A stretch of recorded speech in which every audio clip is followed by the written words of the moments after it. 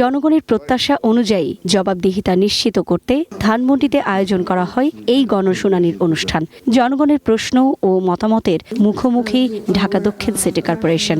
লক্ষ্য নাগরিক সেবা ও মশক নিধন কার্যক্রম আরও গতিশীল করা। তিতাস গ্যাসের যে পাইপগুলো আছে সেই পাইপগুলোতে পানি জমে যায়, পানি জমা পড়ে আমরা তিতাস গ্যাসের যে সরবরাহটা সেটাও বন্ধ হয়ে যায়। আপনি কস্ট ইফেক্টিভলি একটা ডিজাইন করবেন এবং সেই ডিজাইনটা ইমপ্লিমেন্টেড হবে এবং সেটা টেকসই হবে। আমার বাসার সামনে যে আরেকজনের বাসা আছে, ওনার হচ্ছে ব্যাক সাইড, ওনার ফ্রন্ট হচ্ছে পান্তপাড়া। আমার বাসার সামনে উনি রাস্তাটাকে উঁচু করে ফেলেছেন। নগরবাসীর সমস্যা সমাধানের আশ্বাস দেন ডিএসসিসি প্রশাসক মোহাম্মদ আব্দুস সালাম। বর্জ্য অপসারণে এবার রেকর্ড করার দাবিও করেন তিনি।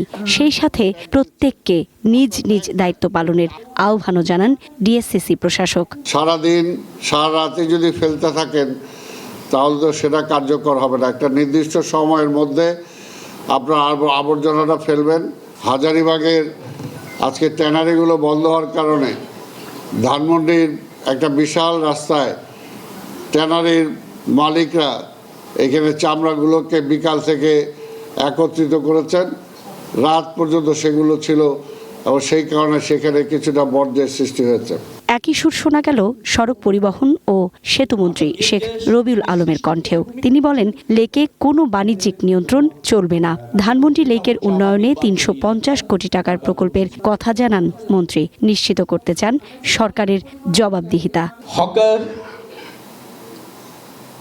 নিয়ন্ত্রণ করতে হবে। যত্রতত্র যেভাবে সেভাবে স্বেচ্ছাধীন থাকতে একটা সভ্য সমাজ এবং রাষ্ট্রে পারে না। একটা লেক তার বাণিজ্যিক ব্যবহার ইচ্ছা মতো চলবে না, সেটা আমরা নিয়ন্ত্রণ করব, পরিচালিত করব। আমরা একটা বড় প্রকল্প ইতিমধ্যে গ্রহণ করেছি। আমার বিশ্বাস এই এলাকার জলাবদ্ধতা ৩৫০ কোটি টাকার প্রকল্প, আমি যদি ভুল না করে থাকি, সেটাও বাস্তবায়ন হতে চলেছে। অর্থাৎ সিটি কর্পোরেশন যথাযথভাবে ফাংশন করছে।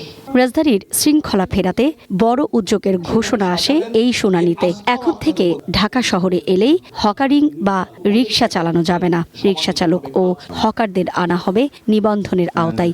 হকাররা নির্দিষ্ট জায়গায় বসবেন এবং চলে যাওয়ার সময় ময়লা নির্দিষ্ট স্থানে রেখে যাবেন।